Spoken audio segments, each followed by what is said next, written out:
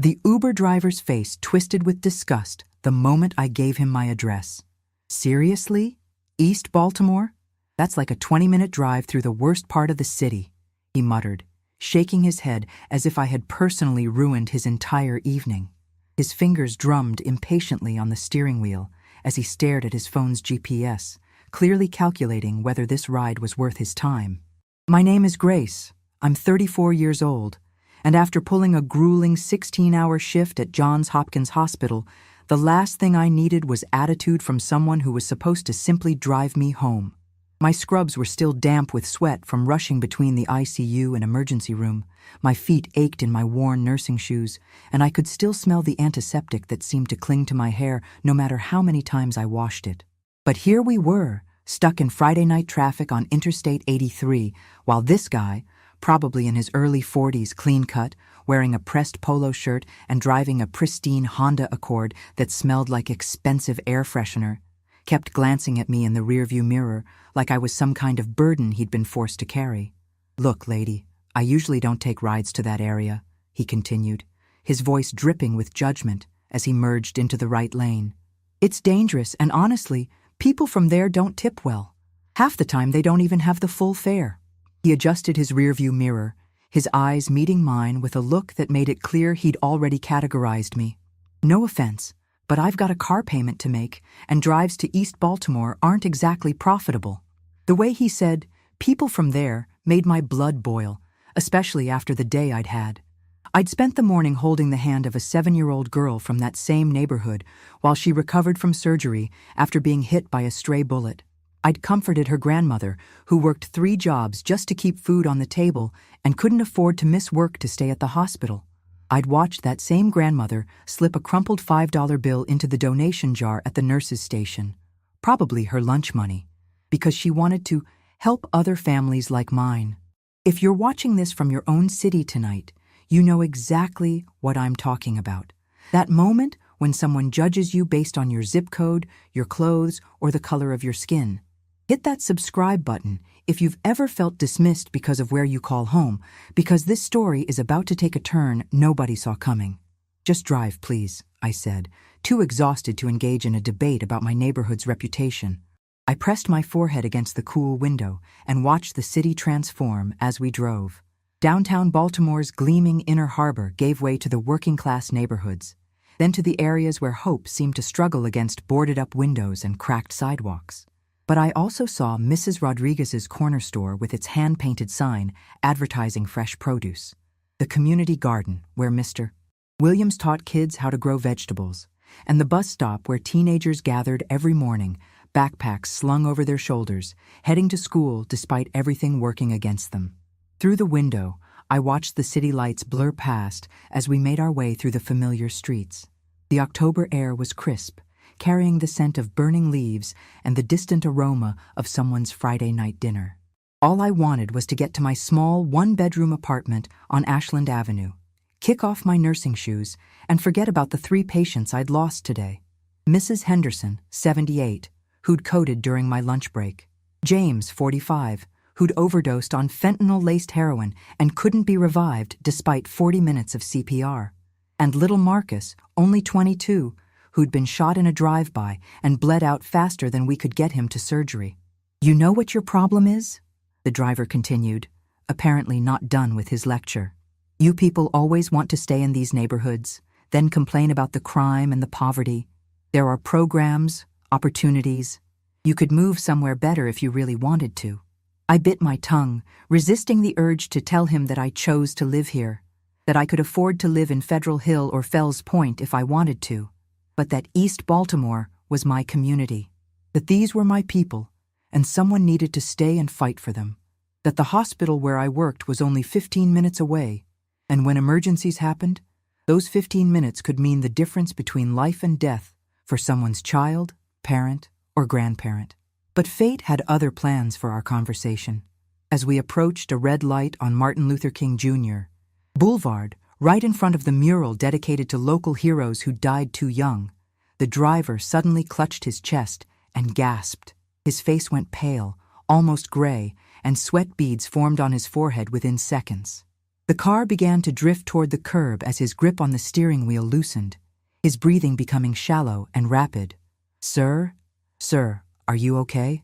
I leaned forward, my nurse instincts immediately kicking in, all thoughts of our previous conversation forgotten. But he wasn't responding. His lips were starting to turn blue, a clear sign of oxygen deprivation. His left hand was pressed against his chest, and I could see the terror in his eyes as he struggled to breathe. Without hesitation, I reached over the center console and grabbed the steering wheel, my arms stretching awkwardly as I guided the car safely to the side of the road. The Honda bumped slightly as it hit the curb, but I managed to throw it into park before the driver completely lost consciousness.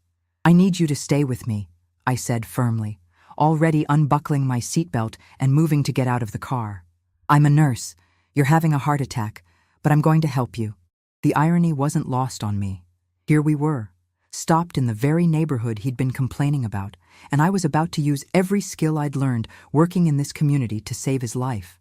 The next few minutes were a blur of controlled chaos that I'd experienced countless times in the hospital, but never on a street corner. I dragged him out of the driver's seat. He was heavier than he looked, probably around 180 pounds of dead weight, and onto the sidewalk. The concrete was cold and rough, scattered with fallen autumn leaves, but I didn't have time to worry about sterile conditions. "Help! I need someone to call 911!" I shouted to the people on the street.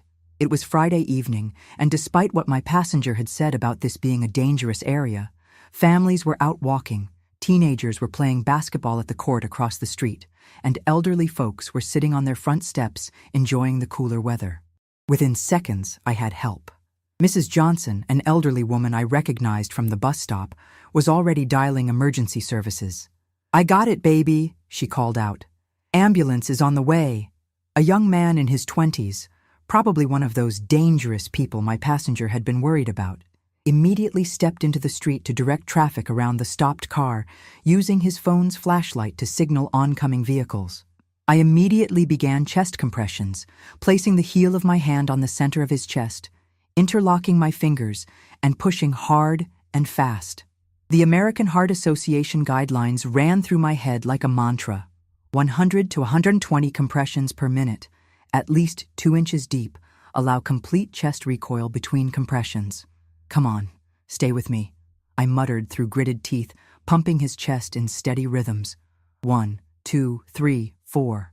I counted in my head, sweat already beading on my forehead from the exertion. 30 compressions. Then I tilted his head back, lifted his chin, and gave him 2 rescue breaths, watching his chest rise and fall. Back to compressions. 30 more, then 2 more breaths. A crowd had gathered, but it wasn't the threatening mob my passenger might have expected.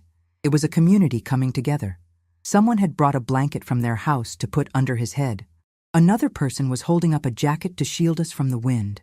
A teenage girl was live streaming, asking her followers to pray for this man having a heart attack on MLK Boulevard. "You doing good, nurse," Mrs. Johnson encouraged, kneeling beside me. "I can see he's getting some color back." She was right. After what felt like an eternity, but was probably only 3 minutes, he suddenly gasped. A deep, shuddering breath that was the most beautiful sound I'd heard all day. His eyes fluttered open, unfocused at first, then gradually finding my face hovering above his. What happened?" he whispered, his voice barely audible above the growing sound of sirens in the distance. "You had a heart attack," I explained, still monitoring his pulse at his wrist. It was weak but steady, around 60 beats per minute. "But you're going to be okay. The paramedics are almost here." As the ambulance pulled up, its red and blue lights painting the street in alternating colors, I noticed something strange. The man kept staring at me, not with the gratitude I expected, but with a look of recognition that made no sense. His eyes were wide, searching my face as if he was trying to solve a puzzle. The paramedics, Tony and Sarah, whom I knew from countless emergency room handoffs, quickly took over. "Hey, Grace," Tony said, not surprised to see me. "What do we have?" "Middle-aged male, approximately 45, sudden onset chest pain with loss of consciousness." I performed CPR for about 3 minutes before he regained consciousness. Pulse is weak but steady at 60. Respirations are shallow but improving. As they worked to get him stabilized and onto the stretcher, checking his vitals and preparing an IV, I noticed he was still staring at me with that same intense recognition. "Grace," he whispered as the paramedics prepared to load him onto the stretcher. His voice was stronger now, more urgent despite his condition. "Grace Mitchell." I froze. How did he know my full name? I'd only given him my first name when I got in the car. Standard safety protocol for ride-sharing. It wasn't like we'd exchanged business cards or had any kind of personal conversation beyond his complaints about my neighborhood. "I'm sorry. Do we know each other?" I asked, walking alongside the stretcher toward the ambulance, my mind racing through possibilities. Maybe he was a patient's family member? Someone I'd met at the hospital? His eyes filled with tears, and for a moment, the tough guy who'd been lecturing me about my life choices was gone, replaced by someone vulnerable and overwhelmed. Memorial Hospital, September 15th, 2019, room 314. "You were my night nurse when I had my appendectomy. You saved my life then too." The memory hit me like a lightning bolt, so vivid I could almost smell the hospital disinfectant and hear the familiar beeping of monitors. 4 years ago, during my rotation at Memorial Hospital before I transferred to Johns Hopkins. It had been a particularly busy night in the surgical ward. A patient had come in for what seemed like routine appendix surgery. Laparoscopic appendectomy, should have been in and out in a day or two. But something had gone wrong during recovery. Internal bleeding that the day shift had missed, probably a small vessel that hadn't been properly cauterized during surgery. I'd caught it during my midnight rounds. His vitals were dropping slowly but steadily, and something in his coloring just looked wrong. That grayish pallor that every experienced nurse learns to recognize as a sign that something is seriously off. "Michael?" I whispered, the name coming back to me from the chart I'd studied so carefully that night. "Michael Carter?" He nodded weakly as the paramedics secured him in the ambulance, tears streaming down his cheeks. "You caught the internal bleeding. The doctor said if you hadn't noticed it when you did, if you hadn't insisted on that emergency CT scan despite the resident arguing with you, I would have died in my sleep. You fought for me when I couldn't fight for myself." I rode with Michael to the hospital, the same Johns Hopkins where I worked, which felt like some kind of cosmic irony. The emergency room was buzzing with its usual Friday night chaos, a mix of heart attacks, car accidents, overdoses, and the general mayhem that came with the weekend in Baltimore. Dr.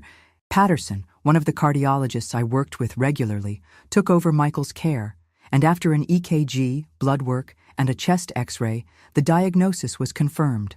Mild myocardial infarction, likely stress-induced. As we sat in the emergency room waiting area after he'd been stabilized, his color had returned to normal and his vital signs were strong. The weight of the evening's events began to settle in. The fluorescent lights hummed overhead, and the familiar smell of hospital coffee mixed with antiseptic filled the air. It was after midnight now, and the waiting room had that quiet, surreal quality that hospitals get in the early morning hours. "I owe you an apology," Michael said, his voice still weak but sincere. He was wearing a hospital gown now, an IV line in his left arm, but his eyes were clear and focused. "What I said in the car about your neighborhood, about people from there, I was completely out of line. I was wrong, and I'm ashamed of myself." I studied his face, seeing him clearly for the first time without the lens of anger and exhaustion. Without the judgment and prejudice coloring our interaction, I could see that he was genuinely remorseful, that this wasn't just gratitude talking, but real recognition of his behavior. "Why did you say those things?" I asked, genuinely curious. "You seemed so angry about driving to East Baltimore, like it was personal." He sighed deeply, wincing slightly from the chest pain medication wearing off. "Because it was personal, and because I was scared. I've been driving for Uber for 2 years now, ever since I lost my job at the accounting firm. And I've heard all the horror stories about that area. Drivers getting robbed, cars getting vandalized, people running off without paying." He paused, staring at his hands. "But more than that, and this is the part I'm really ashamed of, I used to live there. I grew up in East Baltimore." This revelation caught me completely off guard. I leaned forward in my chair, studying his face more carefully. "You're from East Baltimore? Born and raised. Grew up on Eager Street, just 4 blocks from where you live now. My mother still lives in the same house where she raised me and my two sisters after our father left when I was 12. His voice cracked with emotion. The same house I was too embarrassed to visit regularly because I thought I'd made it out. The pieces were starting to fall into place, but the picture they formed was more complex than I'd expected. So when you saw my address tonight, I saw everything I was trying to run from. The reminder that no matter how far I moved, no matter what neighborhood I could afford now, that was still where I came from. And instead of being proud of my roots, instead of being grateful for the community that raised me, I was ashamed of it. Tears rolled down his cheeks freely now. After you saved my life 4 years ago, I got my wake-up call. The surgery, the recovery, the realization that I could have died, it made me evaluate everything. I started working 2 jobs, the accounting work during the day, when I could find it, and driving for Uber at night. I saved every penny, moved to Roland Park, bought myself a nice car, and convinced myself that I was better than where I came from. I felt a complex mix of emotions washing over me, anger at his initial prejudice, but also understanding of his struggle. Growing up in a neighborhood that everyone else looks down on, fighting to improve your situation, the pressure to distance yourself from your past to prove you've changed. Michael, there's nothing wrong with wanting to improve your situation, but there's everything wrong with looking down on the place and the people that made you who you are. I know that now. Grace, you didn't just save my life twice. You saved my soul tonight. He gestured toward the window, where we could see the lights of East Baltimore in the distance. Seeing you work to save me on that street, in the neighborhood I'd just insulted, with people I'd just stereotyped stepping up to help without hesitation, he shook his head in amazement. Mrs. Johnson, who stayed with us the whole time and held my hand while we waited for the ambulance. That young man who directed traffic and made sure we were safe. The teenager who live-streamed asking people to pray for me. A complete stranger who just insulted her community. Those same dangerous people I was afraid of were the ones who saved my life right alongside you. The doctor appeared with Michael's discharge papers and a prescription for heart medication. His attack had been mild, likely brought on by stress, poor diet, and lack of exercise. With proper medication, lifestyle changes, and regular cardiology follow-ups, he'd be fine. But as we prepared to leave, he turned to me one more time. Grace, I want to make this right. Not just the apology, but everything. I want to do better. I want to give back to the community that raised me instead of running from it. He pulled out his phone, despite my protests that he should be resting. I'm going to start by calling my mother. I haven't talked to her in 3 weeks, and I haven't visited in 2 months. She's 68 years old, and she's been asking me to come help her with some repairs around the house. Michael, you just had a heart attack. You need to focus on your recovery first. No, Grace. I've been recovering from the wrong thing. I've been trying to recover from my past instead of embracing it. My mother used to work 3 jobs to keep us fed and in school. She cleaned office buildings at night, worked at a daycare during the day, and took in laundry on the weekends. She never complained, never made us feel like we were missing out on anything. And I repaid her by being embarrassed of where we lived. 6 months later, Michael had completely transformed his relationship with his community. He'd started a free shuttle service for elderly residents in East Baltimore to get to their medical appointments, using his own car and coordinating with other drivers to provide transportation to Johns Hopkins, University of Maryland, and other hospitals in the area. The program, which he called Neighborhood Rides, served over 50 seniors in its first month alone. He'd also moved back in with his mother, not out of financial necessity, but because she'd been diagnosed with early-stage dementia and needed someone to help her with daily tasks. Their house on Eager Street became a hub of community activity. Michael organized block parties, helped coordinate the Neighborhood Watch program, and even started a small food pantry in their basement for families struggling to make ends meet. You know what's funny? He told me during one of our monthly coffee meetings at Mrs. Rodriguez's corner store. I make less money now than I did when I was living in Roland Park and only taking good rides. But I'm happier than I've ever been. I'm home. As for me, I still live in East Baltimore, in the same apartment on Ashland Avenue. I still work my shifts at Johns Hopkins, still save lives one patient at a time, still fight for my community every single day. But now I have a friend who understands that where you come from doesn't define your worth. How you treat others does. The neighborhood hasn't magically transformed into some perfect place. We still deal with crime, poverty, and all the challenges that come with systemic neglect. But we also have Mrs. Johnson organizing prayer circles for sick community members, young people like the teenager who helped direct traffic that night, starting their own community improvement projects, and people like Michael who've learned that success isn't about escaping your past. It's about lifting up your community as you rise. Sometimes the people who judge us the harshest are fighting their own battles with shame and identity. Sometimes they're running from the very thing that could make them whole again. And sometimes, life has a funny way of putting us exactly where we need to be to make a difference. Even if that difference starts with something as simple as performing CPR on a street corner while your community rallies around you. Comment below and let me know what city you're watching from. I bet every one of you has a story about being judged for your zip code, your background, or your choices. And if this story reminded you that we all have the power to save lives, whether literally or figuratively, make sure to hit that subscribe button. Because in the end, we're all just trying to find our way home, and sometimes home is wherever we choose to make a difference. Sometimes the people who need saving the most are the ones who think they've already saved themselves.